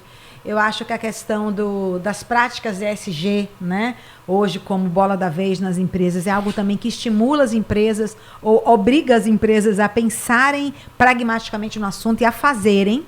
E além de fazerem, terem relatórios e comprovarem e serem medidas por isso. A gente já vê grandes empresas como Braskem, como Petrobras, só contratando fornecedores que tenham práticas ESG, que tenham práticas relacionadas à diversidade. Então, observe que você começa a ver um movimento que eu posso chamar de virtuoso, ainda pequenininho, eu acho que ainda incipiente, mas ele está presente, ele está pulsante, ele está acontecendo. E eu acho que quanto mais pessoas comuns como nós, sabe, resolvermos dentro do nosso quadrado, se mexer, pensar, se questionar, como é que eu posso aqui, né, fazer isso. E não é fazer filantropia, não. É mudar a estrutura. É mudar a estrutura. Exatamente. Tipo assim, tá, nunca olhei se era branco, se era negro, então olhe. Começa a olhar, porque olha a sua turma, assim, é bem parecidinha com você. Você não representa a cis heteronormatividade. Tem uma coisa que é importantíssima dentro dessa mudança, que é a gente entender dois fatores que influenciam definitivamente nessas nossas escolhas, além de todos os vieses. Um é o nosso cérebro. Temos um psicólogo aqui, e o nosso cérebro ele funciona categorizando as coisas, né? O nosso cérebro é um órgão que existe economizando energia para o nosso corpo se manter funcionando. Então, o que é que ele faz? Diante de uma coisa nova, diante de uma coisa diversa, ele vai criando caixinhas, ele vai acomodando tudo ali, e o que ele não conhece, não se afina, vai ficando ali. Então, a gente se aproxima do que a gente se identifica, do que é parecido com a gente. O nosso cérebro funciona assim, o meu e de vocês. Tem o que fazer? Tem. A gente saber disso e em algum momento a gente ficar atento aos vieses se manifestando. Mas tem uma outra coisa que é mais grave, que é o preconceito estrutural. Então, o preconceito estrutural, machismo, racismo, a gente precisa olhar para isso, porque eles são a base de tudo isso, de preconceito e discriminação que a gente vê. Né? A gente é uma sociedade conformada em cima de uma estrutura machista e racista. A gente tira foto, isso é clássico, do nosso congresso, aí você vê um monte de homem branco. Você acha um preto lá no fundo e uma mulher lá do lado. Você tira a foto de uma greve de gari, você só vê preto. Isso é estrutura. Não. A gente lembra de quando os nossos colegas de escola, eu conto no dedo os meus colegas negros. Nunca tive colega trans, nem na faculdade, nem na pós-graduação, nem em canto nenhum. Você teve? Nunca. Você teve colega trans? A gente não teve. Nem de trabalho, nem escola, nem convivência. Colega em pé de igualdade com a gente, não teve. Louco. Não teve. Colega com pé de igualdade, a gente não teve. Entendeu? É olhar isso e dizer, alô, peraí, essas pessoas existem, onde estão essas pessoas? É se incomodar. E convivência básica. Eu acho que você está falando isso, é convivência básica. Numa mesa de bar, num grupo de amigos, num grupo de WhatsApp. Não tem. E quando você velho, começa... isso é muito louco, velho. Quando você começa a se envolver numa coisa assim... Eu tava... Onde eu tô? Eu tava vendo outro dia aqui... Assim, as coisas começam a tocar você a partir dos seus movimentos, das suas escolhas. E foi um dia que eu fiz a unha. Aí eu olhei a mão da minha manicure. Depois eu fui no restaurante. Eu vi a mão do meu garçom. Sabe quando as mãos povoaram o meu dia? Talvez eu tivesse mais sensível, mais poética. Mas todas as mãos que me serviram eram negras. Todas as mãos que me serviram eram negras aqui em Salvador. Podiam ser pessoas felizes em seus trabalhos, não estou dizendo isso, claro. Todo trabalho é digno. Mas eram todas mãos negras me servindo. E isso me fez um mal, mas isso me fez um mal, sabe? Que eu digo, cara, peraí, sabe? A gente precisa enxergar. tudo isso. E eu não sei qual é o nosso tempo, mas vamos para a sigla ou não? Vamos para a sigla. Por favor. Porque essa sigla Acho que deu 1 hora agora. Porque teve um atrasozinho, um delay da. E que não é necessária, e que é super necessária, e que é representatividade, que não é mimimi, e que não é sopa de letrinha. Tomara que a gente não precise falar, porque eu já ouvi gente dizendo, nossa, o C devia estar aí, né? De cis. Aí eu olhei assim, eu digo, não. O C não devia. A gente está falando aqui de identidades dissidentes, minorizadas, sabe? A gente não. Cis é padrão, né? O que é considerado padrão, é o que está aí na norma. Como assim? Ou gente que fala de preconceito reverso, né? De racismo reverso, pelo amor de Deus, né? Mas aí é papa. Você olha para cara de uma pessoa dessa, você não sabe se você responde, se dá um tapa, o que é que você faz, né? Mas enfim, então LGBTQIAP N+, né? Os não binários reivindicam hoje o N, embora eles estejam dentro ali do T. É uma sigla que confunde muita gente, porque ela tem aí no meio identidade de gênero, o T. Ela tem diversidade sexual. O T é o de quê? trans. De trans. Trans e travestis. Certo. Então, vamos pela sigla, mas assim, é bom a gente entender que aí nessa sigla, ela não fala só de gênero. Ela tem gênero, ela tem diversidade sexual, ela tem condição humana e ela tem uma teoria aí no meio. Então, vamos lá. L, todo mundo sabe, de LGBT, né? Então, L de lésbicas. Eu não vou arriscar falar, não. Eu também não vou Pra não cometer essa gafe. L de lésbicas, né? Então, mulheres, como quaisquer outras mulheres cis e lésbicas, né? Embora tenhamos também mulheres trans lésbicas. Mas vamos lá. O L aqui é de mulher cis lésbica, né? O G, LG, é de homem gay, tá? LGB. O B são das pessoas bissexuais. E aqui vale a gente fazer uma relação do B com o P lá no final. Vou explicar por quê. O B tem muito a ver com a época em que esses termos foram cunhados, não é? Então, eu acho que todo mundo lembra na época que Preta Gil falava, sou total flex, bissexual, ela levantava muito essa bandeira, etc e tal. Então, a bissexualidade são pessoas cis, como eu, como vocês, que são cis, e que se interessam sexualmente, afetivamente, por homens ou mulheres, por gente do mesmo gênero ou por gente do gênero oposto, entende? Então, em português claro, é uma pessoa como eu transo com homem ou com mulher, eu sou bi. Pronto, certo? Duplica as possibilidades. Exatamente. Então, LGBT. Vamos lá para o T. Que eu acho que o T talvez seja o mais complexo. Eu vou pular ele para a gente ir para as outras, depois a gente volta para o T. LGBTQ. Que é a teoria queer, que é uma teoria que foi muito... Na verdade, assim, ela surgiu lá na década de 80, foi muito falada. E Judith Butler, que é uma grande filósofa, trouxe muito isso em pauta, que é um termo em inglês que significa esquisito, né? E todo mundo nessa época, década de 60, 70, todo mundo que não fazia parte da norma e que era à margem, e que era dissidente, gays, lésbicas, drag queens. Eu li até gente assim que era fora do mercado das profissões padrão, eram consideradas queers. Entendeu? Então, queer, na verdade, é uma teoria, um termo guarda-chuva para todo mundo que não faz parte da norma. Esse é o quê? Então, LGBTQI. O I é de intersexo, é o antigo hermafrodita. Então, esse termo hermafrodita, quando você se refere a pessoas, é um termo hoje pejorativo, a gente não deve usar nunca, mas ele existe. A gente estudou na escola plantinhas, né? Masculinas e femininas, lá com a genitália, digamos assim, masculina e feminina. Isso acontece, isso é uma condição humana. Eu não sei como é que se chama em termos de medicina, se seria uma anomalia, mas é uma condição, vamos chamar de uma condição. Então, as pessoas podem... Tem corpos que nascem com pênis e vagina. Geralmente um dos dois atrofiado, né? Ou às vezes tem um corpo que nasce com pênis por fora, ele é todo um corpo, entre aspas, masculino, e por dentro tem útero. Ou às vezes é um corpo feminino que nasce com mamas, que nasce com vagina, e por dentro faltam alguns órgãos que são da conformação feminina, né? Do corpo feminino. E existem mais de 50 tipos de intersexos mapeados pela medicina, inclusive em nível cromossômico, DNA. Tá? Então, o I é de intersexo. Então, LGBTQIA. A é de assexuados, pessoas que não têm interesse sexual.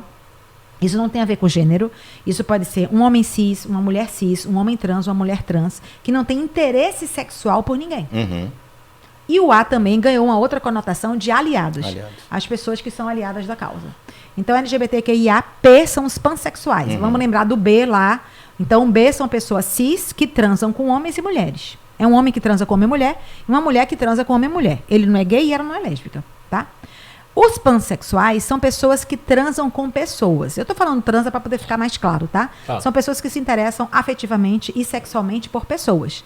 Então, são pessoas que transam com homem cis, homem trans, mulher cis, mulher trans, não binários. São pessoas que gostam de pessoas. Eu costumo dizer que é um B elevado à última potência. São os P's, são os pansexuais. Então, LGBTQIAP. N de não binários, né?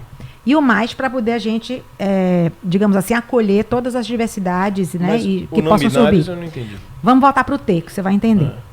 Então, vamos voltar para o T. O T é a única letra dessa sigla que trata de gênero, tá? Que são as pessoas trans e travestis, tá?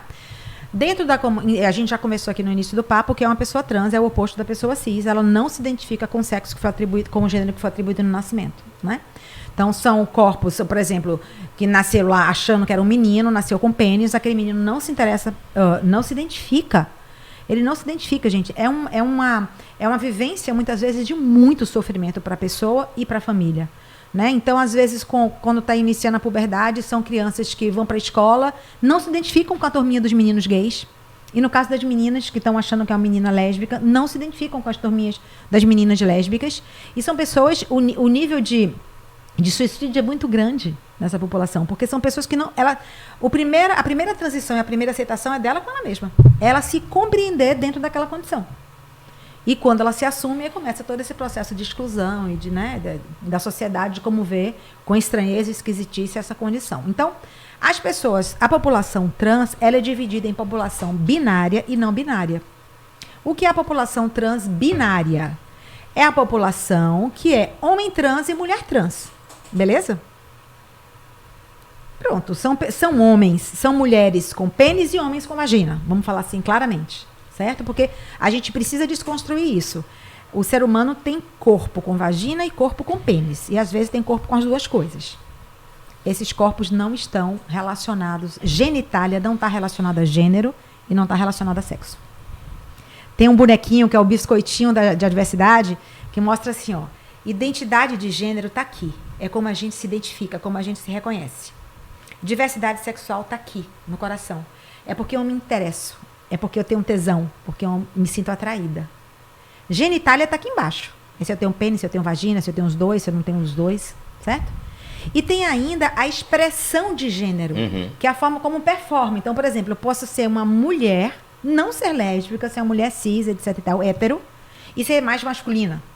É uma performance de gênero, compreende?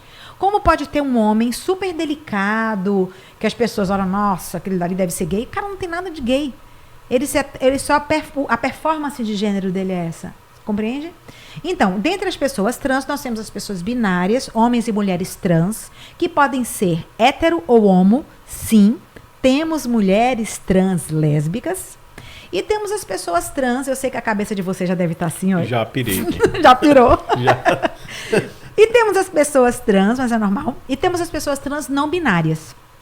O que é isso? São pessoas que não se identificam nem como mulher, nem como homem. Ou elas trafegam entre um e outro, né? Então elas têm um gênero fluido. Por exemplo, a cantora Lineker. Lembra quando Lineker apareceu? Ela dizia claramente que ela era não binária. Assim, ela às vezes, ela era mulher, às vezes ela se identificava com ser mulher, às vezes ela se identificava com ser homem. Mas, recentemente, ela se assumiu como uma mulher trans. Então, observe que foi um amadurecimento, um autoconhecimento, etc e tal, e hoje ela se identifica como mulher trans. Laerte, aquele grande cartunista, né? Laerte, era homem, cis, hétero, não sei o quê, né? E ele começava já como homem, como cis, e hétero, que sempre foi. Ele se vestindo como mulher. Se vestia de mulher. Mas era uma performance de gênero. E depois ele se entendeu como uma mulher trans. Ela é uma mulher trans. Mas foi um processo para ele. Foi um processo. Inclusive familiar. E é um processo. E é um processo, né? Eu faço parte de... Existem alguns coletivos super interessantes, Mães do Arco-Íris, Mães da Diversidade. E você ouvindo essas mães que seus filhos... Por exemplo, uma mãe me falou assim, Margot, você sabe que assim... eu tive um filho, 18 anos tendo um filho. E é um luto, porque hoje tem uma filha. As histórias, as fotos, tudo é de alguém que não existe, que nunca existiu. As mães reconhecem isso, é alguém que nunca existiu. E não é uma filha ou filho que morreu, é um filho que eu nunca reconheci como ele realmente era. Ele era uma mulher. é um luto, meu. Eles chamam de nome morto, a pessoa trans chama de nome morto, a família chama de nome morto. É um luto para a família. Como assim nome morto? Porque não se refere ao nome de batismo, ao nome de registro, chama nome morto. Entendeu? Para não se referir mais. Para muitas pessoas é uma dor ouvir aquele nome ou o pronome. Então, é isso. Pessoas trans binárias, homem trans, mulher trans. Pessoas trans não binárias não se identificam nem somente como homem, nem somente como mulher. Pode ser os dois, pode ser nenhum dos dois. Por exemplo, a filha daquele Tadeu Smith, que apresenta o Fantástico, ele apresentou ela como como uma pessoa não binária, né? Então, ela não se... Aquela pessoa, eu me refiro a ela porque todas as vezes que você... É o melhor pronome para você usar porque você está se referindo a pessoas. Não ficar com aquela confusão de linguagem neutra, linguagem inclusiva, porque é diferente, né? Uma linguagem da outra.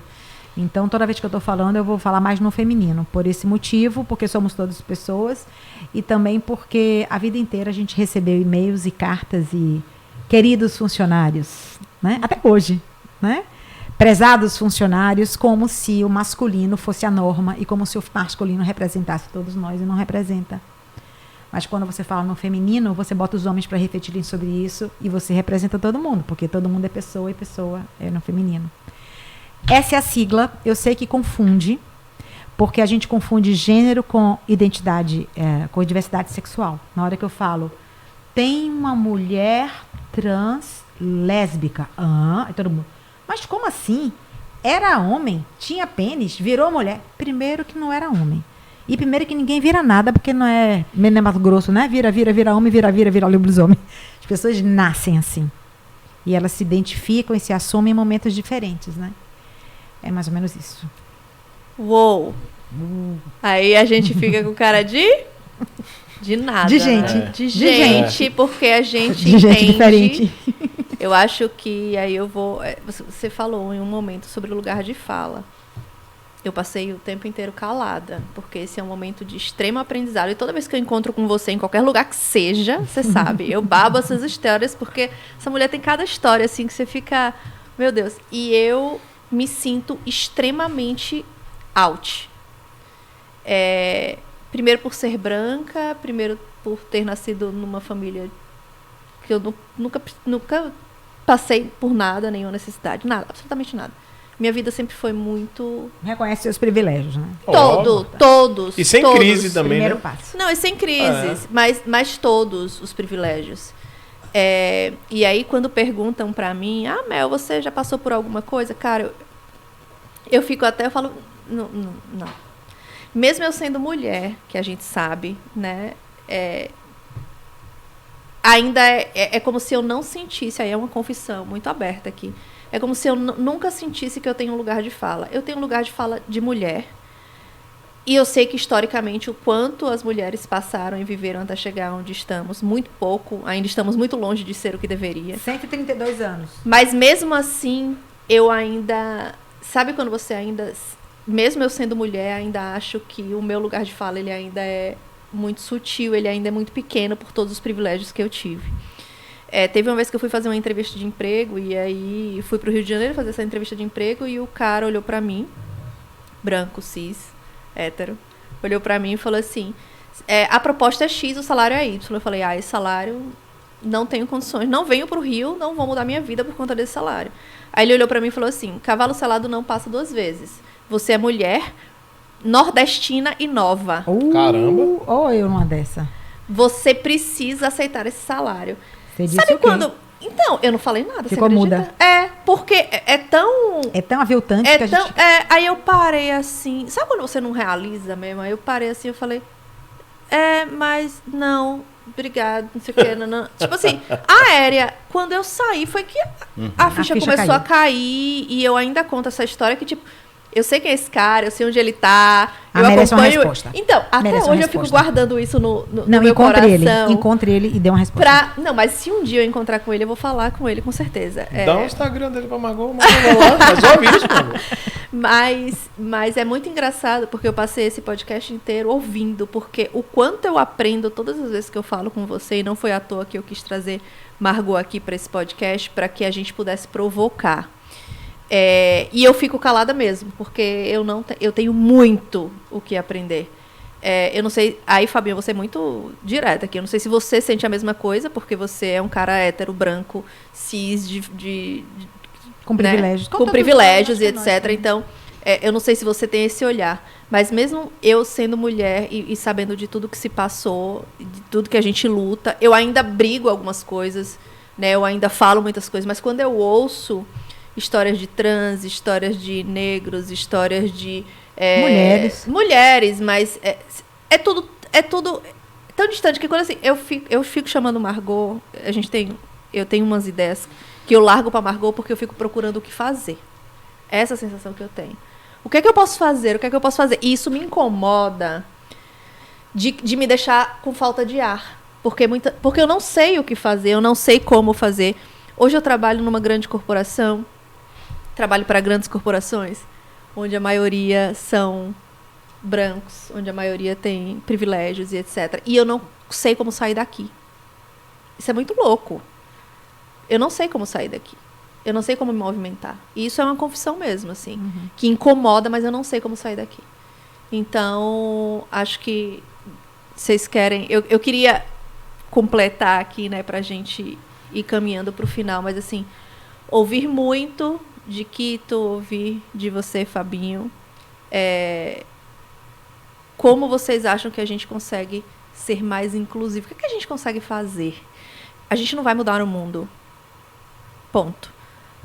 Mas o que é que a gente pode fazer? E é como Margot falou, não é caridade. Não é nada disso. Não é isso que a gente está falando. E quando a gente fala de tipo, o que é que eu posso fazer hoje? A partir de agora eu vou parar de selecionar o que vier bom, eu seleciono. Intencione suas atividades, né? Intencione o seu olhar, intencione a sua força. Isso já é muito o que se pode fazer. Provoque.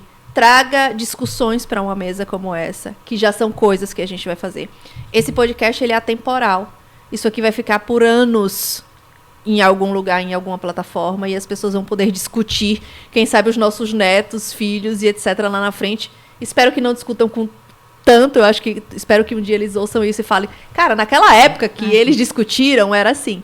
Então, assim, eu deixo essa provocação, o que é que a gente pode fazer mais? Quando eu acho que esse podcast ele é um espaço, sabe, Margot, que a gente quer dar voz às coisas. A gente quer discutir de alguma forma e trazer a voz para o mundo de alguma forma.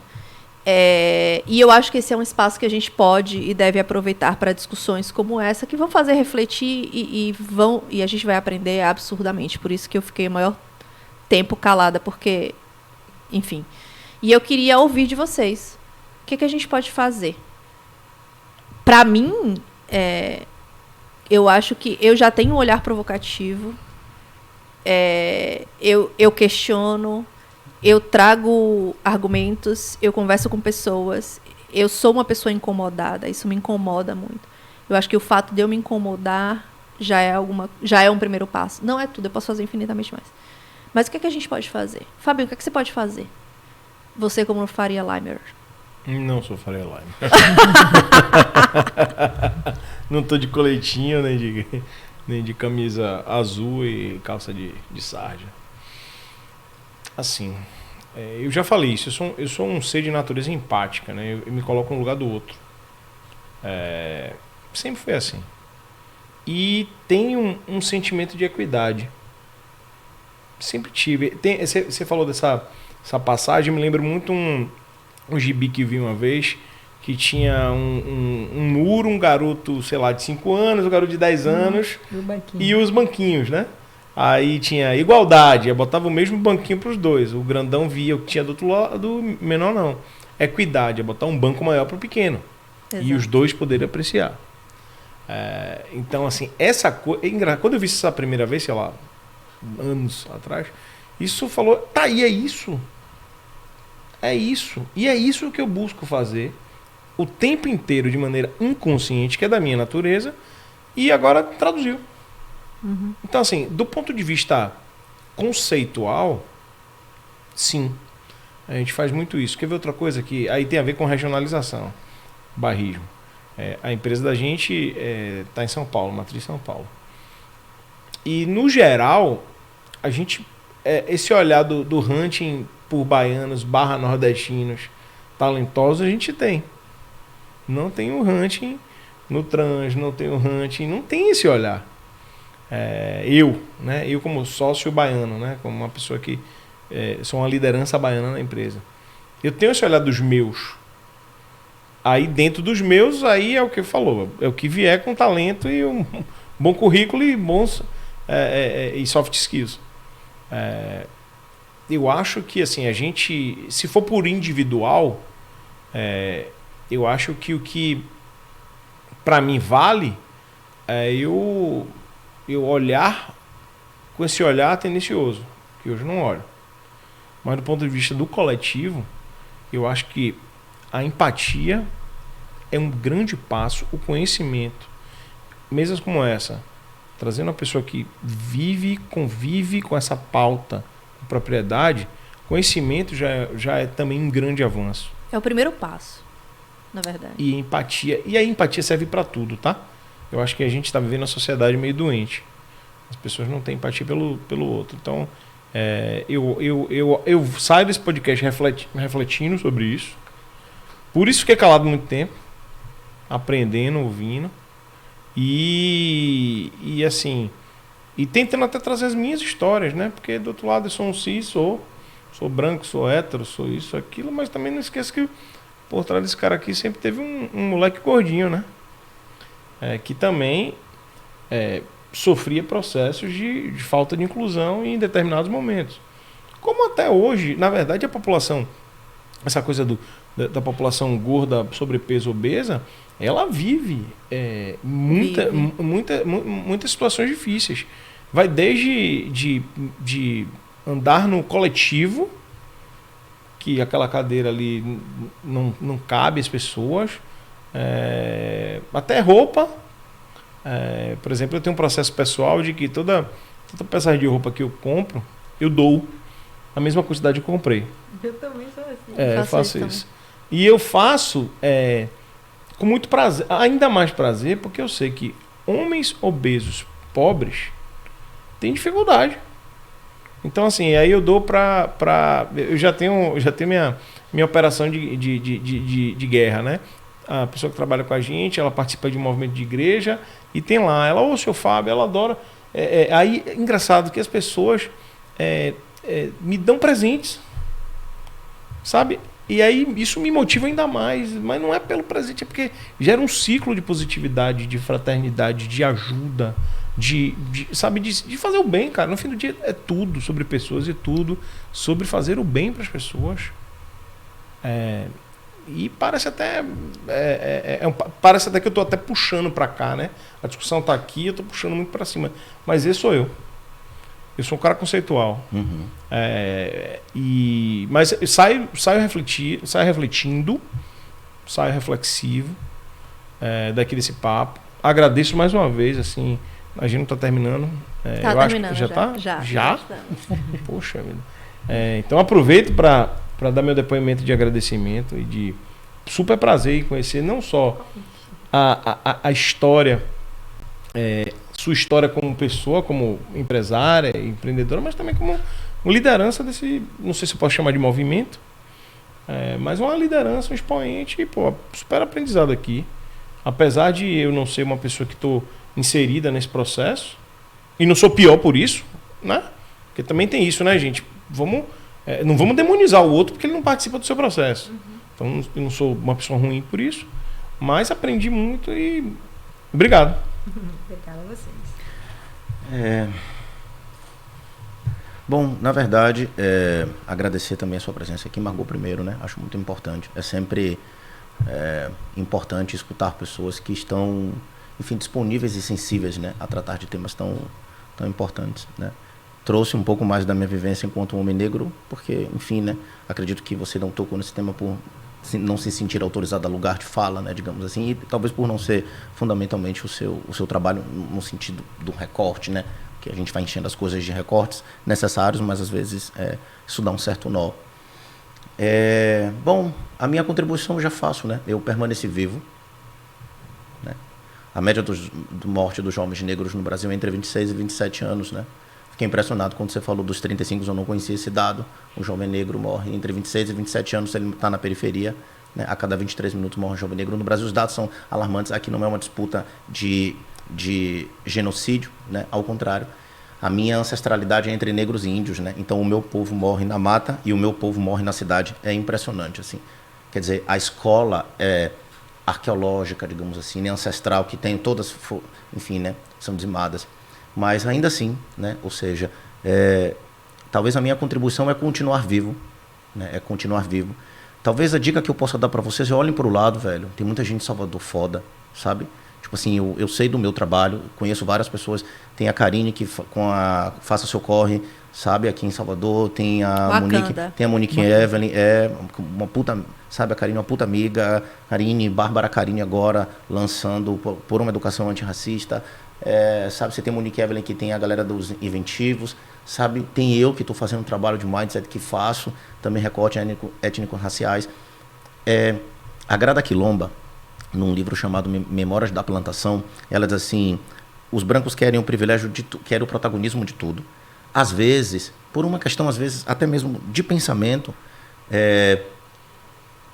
a galera quer investir para o fruto, o louro ser seu. Assim, ninguém precisa saber que você está investindo mel, por exemplo, em mim, ou em qualquer outra pessoa negra ou trans, entende? O ator ou a atriz, o protagonista é essa pessoa. Outro, exato. E aí eu sinto que às vezes a gente se questiona muito e procura pouco, né? Tem que procurar. Tipo, a galera que trabalha comigo nos meus negócios, todas são negras. Entende? É só procurar. Tem que intencionar. Tem que intencionar, tem que ter drive, tem que ir atrás. Entendem? É isso que eu falo. Sabe? Tem que dar tempo, porque para você encontrar uma pessoa negra no meu calibre intelectual, hoje em Salvador tem muita gente. O problema é encontrar. Mas está aí, é só procurar. Eu trabalhei muito tempo em livraria. Eu, com 32 anos, da última vez que eu contei, eu tinha lido mais de 930 livros. Eu conheço poucas pessoas nessa cidade que leram mais do que eu. Mas ainda assim, velho, aí uma galera chamada pela sua condição de existência e fala um monte de fuleiragem por aí e a gente fica comendo. Entendem? É esse o lugar da revolta. Esse é o lugar. Então, assim, é o que vocês estão fazendo aqui, a gente tá lá. Então, a minha contribuição é continuar servindo de inspiração, porque é muito louco. Eu fui chamado recentemente, aqui eu encerro, para dar uma entrevista na TVE, num programa apresentado pelo Raoni Oliveira, né, um cara negro. E a minha avó ficou muito feliz, porque viu o neto dela na televisão. Né? Então, assim, às vezes, virar, como a gente diz, né, para uma pessoa negra é isso, assim, não é necessariamente a riqueza. É você dar um orgulho tamanho desse, assim, de puta bicho, meu neto chegou lá. Como acredito que para pessoas trans, como para as outras pessoas, né, você pensar, dizer assim, porra, cheguei, né, cheguei nesse lugar. Então, assim, tem uma galera vindo atrás e a gente fazer.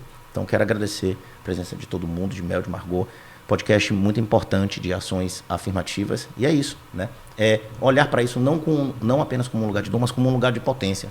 Sabe? A gente precisa ir para cima. É esse drive que eu sinto que falta. Vamos para cima, vamos fazer, que tem muita gente foda aqui do nosso lado. Show. Vambora. Margot. Com você. Últimas palavras pra gente fechar. 132 caracteres. Então, eu devo dizer, Mel, que eu discordo de que... Porque eu acho que eu vou mudar o mundo. Então, que bom. Ponto.